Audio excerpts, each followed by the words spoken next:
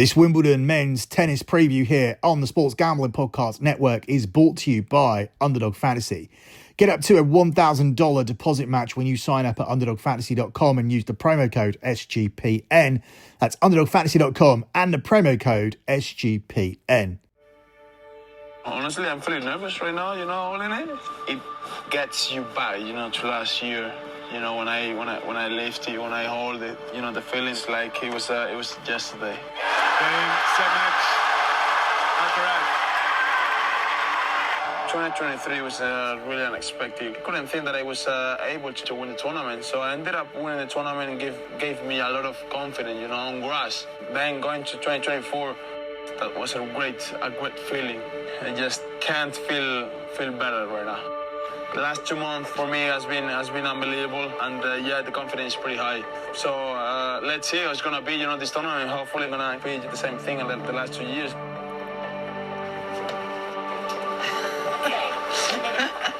How are you? Hello, how are you? Good to see you. Good. You're giving it back for a little while, huh? Yes. Let's turn it around. I just give it to you in the wrong way. Did you? Oh my God, you're getting an expert. Huh? Yeah. Look up there. So, do you think we can do that again this year? I will try. Carlos, great to see you. You've handed the trophy back, which means that Wimbledon is about to happen, and you're going to have a very good 2 weeks to get your hands on it again. What are the emotions? Well, I'm really excited. I'm really excited about the tournament. To be the first match, on the men's side on Monday is exciting. And let's see how it's gonna be. We're going to kick things off with the defending champion, Alcaraz, of course, coming back to defend his title. You've always loved this place, though. I saw in an interview when you were 11 or 12 years old, you said that you wanted to be a Wimbledon champion. So from very early, you had Wimbledon in your mind. Did you ever imagine when you were little Carlos that you would be in the very elite group of back-to-back champions? I mean, that's special. Yeah, that's really special, but I couldn't imagine. If someone said it to me, like I was answered like, okay, you're kidding. You're joking. So it's really a real honor for me to be one of those players to win Wimbledon back to back, or even to win Wimbledon. I think it's a privilege to hold the trophy and play on the center court. I loved watching you out here yesterday with Novak. How often do you get to hit with him? Not often. I'm privileged because he's the defending champion, so he gets the right, and I'm like a sparring partner today, so I'm glad. I'm glad he chose me. Come on, talk seriously, man. But it is an honor, to play with Novak in the center court on practice. So I think it's great to see. And that's nice because you can share the highs and the lows, and I imagine it must be similar having somebody like Juan Carlos Ferrero on your side. And how does it work here at Wimbledon? Are you all in a house together, or do you all have your own space? Yeah, we have a house really close by that we are all together.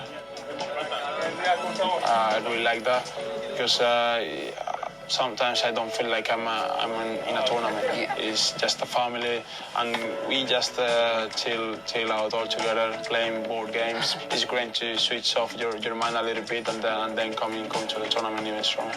I know you've had such a busy time. Soon it's time for the tennis to start and the talking to stop. But Carlos, thank you so much. It's a pleasure. The pleasure is mine. Thank you very much. Thanks a lot. You are listening to your men's Wimbledon 2025 futures preview here on the Sports Gambling Podcast Network. You can follow the Sports Gambling Podcast Network on X at the SGP Network. That's at the SGP Network, and also at Gambling Podcast. That's at Gambling Podcast. You can also follow me on X. I'm the host of the Soccer Gambling Podcast, the most winningest podcast in the SGPN family, and the X account is at SGP Soccer. That's at SGP Soccer. NASCAR is back and we're running a free contest. Head over to sportsgamblingpodcast.com/NASCAR contest for your chance to win a $200 gift card, and make sure that you subscribe to the NASCAR Gambling Podcast. The easiest way to make sure you never miss any of the free picks or any of the free pods from any of the podcasts on the Sports Gambling Podcast Network is to download the SGPN app. It really is the easiest and most convenient way to get all of our podcasts, including the Soccer Gambling Podcast. And if you want to get additional free picks and free pods from me, be sure to search for Lock Betting both on YouTube and wherever you get your podcasts for the Lock Betting YouTube channel and for the Lock Betting podcast. I've been promoting both of these for a while, but there hasn't been any content on the YouTube channel, and it's been a while since there's been some content on the podcast channel since the football season finished. I'm going to rectify that this weekend. I'm actually going to post a women's Wimbledon preview, a short preview over on the Lock Betting feed. So be sure to head over to that and subscribe to the Lock Betting podcast for all future pods and check out that Wimbledon ladies preview. Don't usually dip in too much to the women's side of things. I usually prefer to see how things play out and to cherry pick some plays here and there. But I do have some decent leans, decent futures for the women's side this time around. So be sure to go and check out that pod. But of course, to get all of my official plays, head over to lockbetting.com. That's where I run a premium pay service that has delivered 144 months in a row of transparent and track profit. What that means is, since I started running a sports betting service 12 years ago, I haven't had a single losing month in 12 years. I've been undefeated every single month, all 144 months for 12 years. Now, I'm not running a miracle service. I don't have Grey Sports Almanac from the Back to the Future movies. I do have losing days. I even had losing weeks. In fact, I've just had one. But it's how we bounce back from those. And I have had a phenomenal bounce back across the last 8 days, have absolutely dismantled the books last night, sweeping boxing, delivering a 4-on-1 UFC card where all of the big plays hit. 1.2 unit play, 1 unit play, 0.8 unit play, only a 0.5 unit underdog loss for me last night. So slayed the UFC card, had a boxing sweep, went 2-1 with the FIFA World Cup. Our futures are sitting in a nice position as well, coming off the group stages, heading into the round of 16. So if you want to get involved with this service, head over to lockbetting.com and sign up for the service. It's tracked and transparent, so the same place you sign up is the same place where you can see all of the spreadsheets. But rather than opening those Google Docs, I've made it even more simple and idiot proof for you guys, because you can now head over to the Instagram. Follow the Instagram. It is at lockbetting. Engage with me. It is the best place to see everything that we do. It is a lock betting hub. We post all of the latest spreadsheets there. The latest 3 are pinned to the top, so any idiot can go and have a look at the type of bets that we do, the sports we bet on, and even how we sensibly manage a bankroll, because we've got here without chasing. If we lose, we don't chase. We don't start doubling our stakes, because this is a sensible bankroll management service, and it's accessible for anybody with a disposable income who's sick of losing in sports betting, that's sick of tailing idiots that lie to you and bet with monopoly money. This service is delivering a guaranteed profit every single month, and it's tracked and transparent, and everything is there for you to see with your own eyes. And if you're particularly interested in betting on Wimbledon and making money in tennis, we've just absolutely dismantled the French Open, which was our 43rd winning Grand Slam since we started betting on tennis. And we've only had 3 losing Grand Slams since we did. So we are 43-3 across the 46 Grand Slams that we've bet since we began this service. So if you're an idiot, don't sign up. But if you like to make money, head over to lockbetting.com. It's as simple as that. Follow the Instagram. It's a hub for everything we do. There's spreadsheets there. There's betting information videos there. There's free bets there. And you can contact me if you actually are looking for any additional information or you have questions. And if for some reason you don't have Instagram, reach out to me on the X account at SGP Soccer. That's at SGP Soccer. And finally, let me just add, there is also a YouTube channel now launching for the Soccer Gambling Podcast for additional soccer content. So look out for that. We'll be dropping some videos in the next 48 hours. And at this juncture, we will now move on to actually talking about Wimbledon. And you heard at the top of the show, we inserted that audio clip where Carlos Alcaraz was talking, a very likable guy. And it's fair to say that he's absolutely steamrolling his way to iconic legendary status at the moment. To think Boris Becker won 3 Wimbledons throughout his career, and he's a Wimbledon legend, a tennis legend. And Carlos Alcaraz could win 3 this year, and he could also win 3 in a row to go level with Becker. And he'd also go level with Becker on overall slams won, because he only won 6. And I say only, that's a phenomenal achievement. But Carlos Alcaraz could be on 6 after the end of these 2 weeks, and he's the favourite to do so. So these 2 guys, Alcaraz and Sinner, it's really looking like they could dominate tennis for a long time. But while Sinner is finding a way to plough through every other opponent not named Alcaraz, Alcaraz is more susceptible to slipping over at banana skin. However, when it comes up against Jannik Sinner just seems to be unable to beat him, even when he has 3 match points, which he had at the French Open, and still managed to blow it when the in-play price on Alcaraz at the time to win that match was somewhere between 40 to 66 to 1. And I've even heard on the exchanges that he was bigger than that. Yet Alcaraz still came through and won the French. And that was one of our picks from the French Open, as we had Alcaraz in the futures market. Going into this tournament, given the fact that Alcaraz is trying to win 3 in a row, he is the rightful favourite to win Wimbledon again. But the world number 1, Jannik Sinner, is not too far behind him. But there are question marks over whether he can establish himself on these grass courts or not. Alcaraz is the 6-5 plus 120 favourite. Sinner is just behind him here at 7-4. Although if you shop around, you can get Sinner at as big as 21-10. Then it's a big jump down to Novak Djokovic, who's one of the greatest of all time on grass court. In fact, the greatest of all time overall. 24-time Grand Slam winner, record number of slam wins, ahead of Rafa Nadal, ahead of Roger Federer, ahead of everybody. But it's looking highly unlikely in the eyes of many, including myself, that Djokovic is actually going to get to number 25, and he's at 7-1 plus 700 to get to 25 here, and I don't think he will do. For me, I do think it's a 2-horse race between the top 2 in the market, and I even feel like those are the 2 who are going to meet in the final. And then after Djokovic, it's a massive, massive gap and massive drop down to the rest. Draper 16-1, Zverev 33-1, Bublik 40-1, Medvedev 40-1, Fritz 40-1, and everyone else is bigger than 66-1.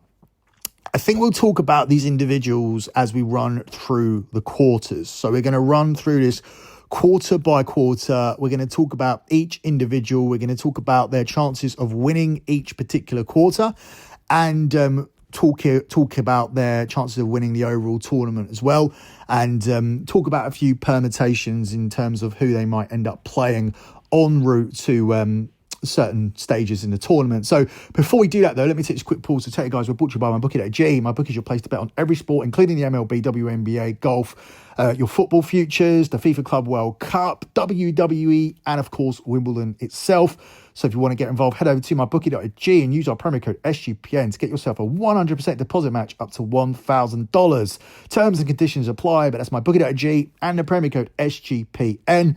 And we're getting towards the end of this competition. It's almost your last chance to enter the Circa Ultimate Fantasy Football Giveaway. This ends on June 30th.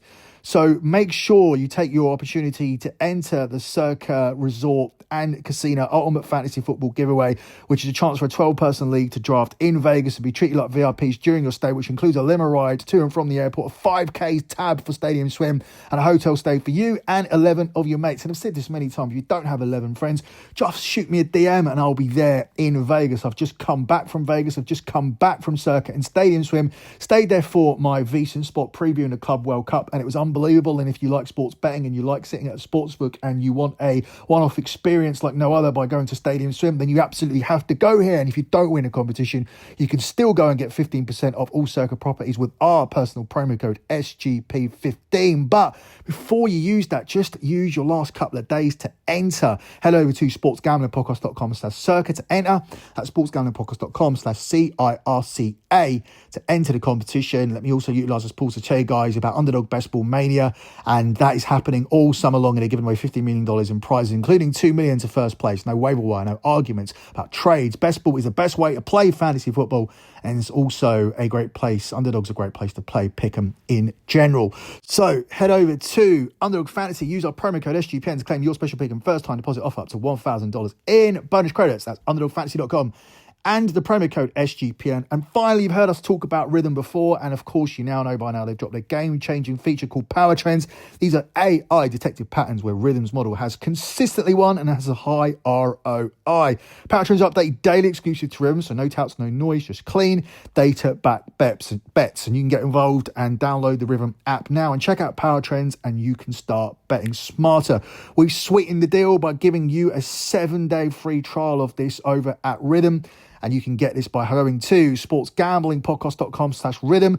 Rhythm is spelled RITHMM. Rhythm. One more time, that's sportsgamblingpodcast.com/RITHMM. Rhythm. You must be feeling the pressure now.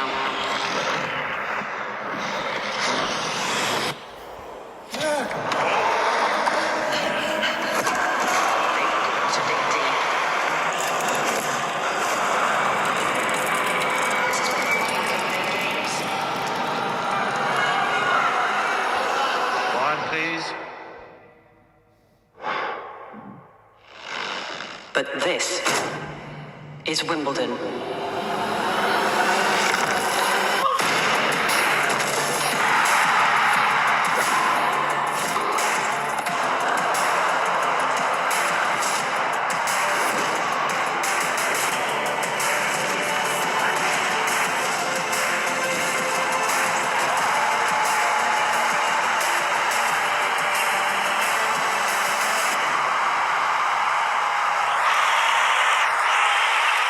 So let's start breaking down these quarters. We start with quarter one, which features world number one and second favourite for the tournament, Jannik Sinner. He's available at the best price of 4-11, a very short price to win a quarter. To win a quarter means to reach the semi-finals of the competition, and he's at 4-11 to come through this quarter. It's a massive drop down to America's Ben Shelton. It's 16-1 on Lorenzo Musetti. It's 18-1 on Tommy Paul. And everybody else is bigger than 33-1, including Grigor Dimitrov, who I'm pretty sure isn't 100% fit. So no threat really at all here for Jannik Sinner. I think he breezes through. Tommy Paul possesses a minor threat because he does like the grass court surface. He does like hard courts. Lorenzo Musetti, he's been moving up the rankings. He, of course, won the quarter at Roland Garros, had a really good clay season, but he does not perform well on the grass, and neither does Ben Shelton. Ben Shelton has struggled on this surface, hasn't really had any strong or significant grass court results, and therefore I cannot make a case for Jannik Sinner not winning this quarter. In fact, it would not surprise me at all if Jannik Sinner comes through this quarter, reaches the semi-finals and hasn't dropped a single set en route to doing so, as he absolutely breezes through quarter one. And for me, Jannik Sinner, as I already said, is going to be there waiting for Carlos Alcaraz in the final, which means I think that he will beat the winner of quarter two. And quarter two is led by Novak Djokovic, who's available at 21-20 plus 105 to win this quarter. Then we drop down to Britain's Jack Draper, who's at 10-3. Alexander Bublik is at 7-1. Alex de Minaur is at 11-1. Jacob Mensik is at 16-1. And it's a huge drop down to the rest, who are all bigger than 66-1. On any given day, Bublik can beat anybody here on tour. He's proven that already. He's beaten Sinner recently on grass. And for me, the problem for Bublik is that he will always be a showman over a serious results-driven tennis player. So with Bublik being that way, and with Bublik having to play Jack Draper, with Jack Draper having a nightmare draw, he has to come through a lot of tough matches to get to Novak Djokovic in a potential quarterfinal. I have to go with the experience here. I have to go with the GOAT. I have to go with Novak here to win this quarter. Also want to mention Alex de Minaur, who has really fallen off a cliff. He's had a terrible season. So for me, he doesn't have a chance of winning this quarter. It just comes down to the top three. Bublik for me, as I said, too much of a showman. Don't fancy him over five sets to deliver that consistency. I think him and Draper can take a lot out of each other. I think Draper will be physically drained by the time he gets to Novak if he actually does end up playing him in the quarterfinal. And Novak on paper has a relatively easy draw. And Novak's problem is not beating Draper, Bublik, de Minaur and Mensik. Djokovic's problem is that he cannot any longer beat the likes of Alcaraz and Sinner. They are clearly the top two, and Novak is physically struggling to keep up with them, and he's going to need significant favours from other players. He's either going to need an injury to Alcaraz or Sinner, or he's going to need people to eliminate them from Grand Slam tournaments in order for Novak to actually win another one and reach that magic number of 25. And I don't think he's going to do that because those two players are just machines, and they look like they're going to dominate tennis for a long time to come, unless a young player comes through. But an old player like Novak is not suddenly going to find a new set of legs and a new set of arms and be physically able to cope with the demands of playing Alcaraz and Sinner at a major Grand Slam tournament. So whilst I think Novak does win this quarter, and I think he offers some really good value actually at 21 to 20 plus 105, I no longer think he is a contender for a Grand Slam. And let me just note that is particularly significant at Wimbledon. No player outside of top three has won Wimbledon since 2001. If you look through the list of names, it's just a repeat set of names over and over and over again. And even when you look at Leighton Hewitt winning it in 2002, he was the number one player in the world at the time. So that was in no way a major upset. Since then, the tournament has been pure chalk. And that's just a case of you either know how to play on grass or you don't. And this isn't really, as far as the men's game goes, susceptible to a lot of underdogs. There aren't really any major live dogs in this tournament, and it usually is chalk all the way. You usually see a very familiar Final Four, and I see that being the same case here. And that's lesser the case in the French Open. But when I looked at the French Open, I looked at that and thought that would be quite chalky too. And sometimes when you are doing this, when you're a sports handicapper, it almost takes more balls to sit there and show the bravery to take chalk. Because if you take chalk and you're wrong, it's going to come with ridicule, criticism, and a lot of people ready to throw you under the bus, thinking they can do better. There's a lot less danger, there's a lot less risk throwing out an underdog because it's an underdog. So people can blindly just chuck out underdogs and darts and say, hey, I gave you an underdog. And that leaves them less susceptible to criticism. If you are going to come on these shows and give out chalk and be wrong about it, then you leave yourself more wide open to criticism, which is why it's almost more brave to take the chalk rather than trying to really fish around and find these underdogs for you guys. I couldn't find them at the French. And spoiler, I'm not going to be able to find them at Wimbledon. And I say that as we do actually approach the most wide open quarter. This one's very tightly contested as we reach quarter three, where Alexander Zverev is a 3-1 favourite to win it. It's 4-1 on Medvedev. It's 11-2 on Taylor Fritz. It's 14-1 on Berrettini. It's 18-1 on Khachanov, and everybody else is bigger than 22-1. I think the winner of this comes out of the top three. Berrettini might be a sexy pick, but for me, he's got too many injuries to actually last through 2 weeks of a Grand Slam at this point of his career.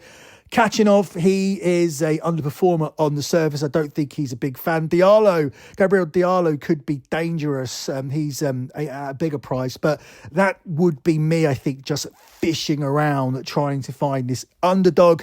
Round 4 is going to be very interesting because if Fritz and Medvedev do what they are supposed to do, which is reach round 4, they're going to be on a collision course with each other. And that's probably why Zverev is the favourite by default. But here's the thing about Zverev. When he plays against Medvedev, he loses. When he plays against Fritz, he loses. So for me, the value is on both of those players, and I'm willing to take both. I'm willing to take Daniil Medvedev at 4-1, and I'm willing to take Fritz here at 11-2. For the sake of this podcast, being that I'm playing to an American audience, let's take a punt on the American here at 11-2 plus 550. Let's say Fritz can find a way to beat Medvedev, who comes into this tournament in pretty poor form. He's been very, very inconsistent. He's probably had his most inconsistent year, whilst Fritz has had his best year. So we'll take Fritz to get past Medvedev and to get past Zverev, a player he always manages to beat. Zverev is a serial underperformer on the Grand Slam stage.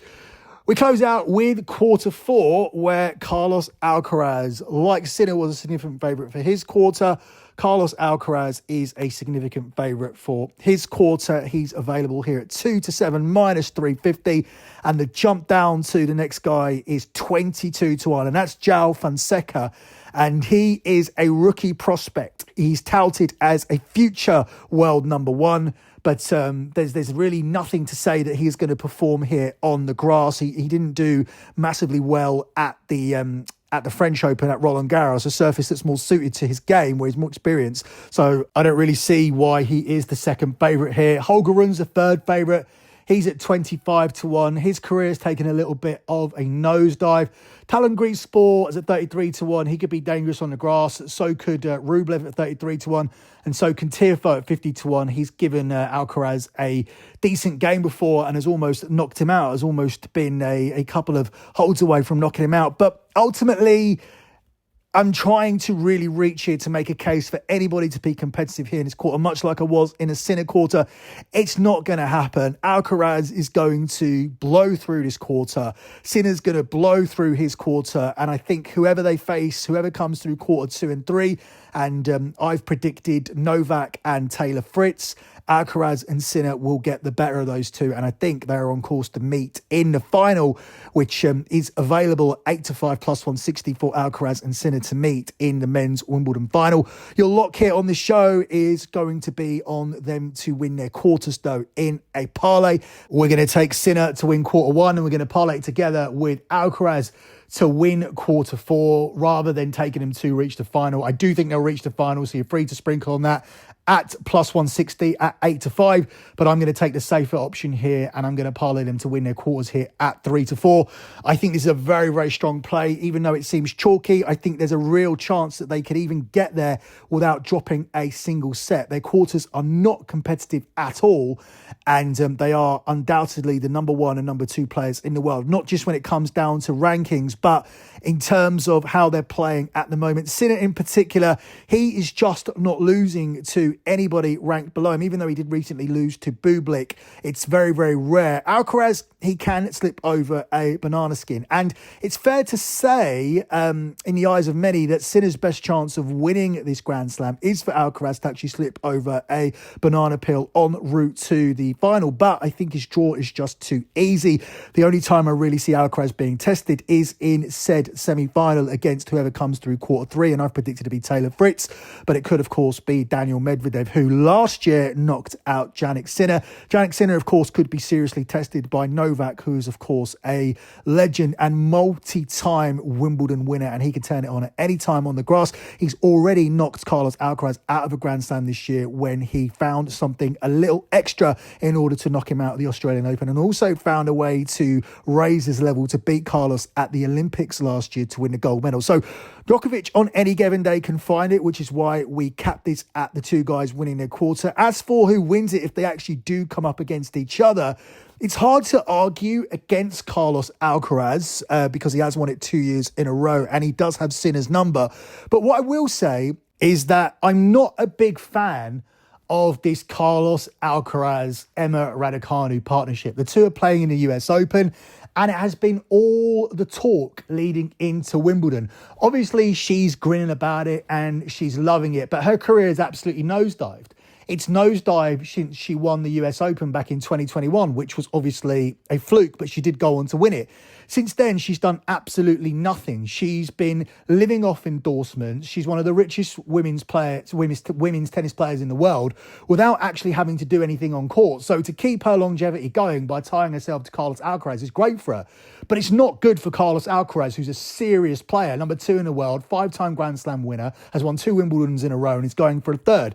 And is he going to be exactly the same player with these distractions? Because if he's not at 100%, Sinner's going to be able to capitalise. The margins are small in this sport, and he was 1 point away. He was love 40 down on his own serve, and just 1 point away, one mistake away, one bad shot away from Jannik Sinner coming into this one as the French Open champion. And as I said, the margins are small. Sinner's a player who can work out how to play on the grass. Inevitably, in my eyes, one day he is going to win a Wimbledon, and why won't it be this year at this massive price, at least on paper? When you're looking at Carlos Alcaraz being at 6-5, and you can get around about plus 225 on Sinner if you shop around, that seems like a big price to me when the margins are so small. So I think there's value on Sinner. I think the two guys can meet in the final, and the best case I can make for Sinner is the fact that he lost very, very narrowly at the French Open. He'll be kicking himself. He'll be replaying every single point, every single opportunity that he had to win that final, particularly on Alcaraz's serve when he was love 40 up. And he's a world-class player. He's the number 1 in the world. He can make adjustments, whilst Carlos Alcaraz, he may be distracted by all of the publicity surrounding Emma Raducanu. That is bad for me. That is a massive negative.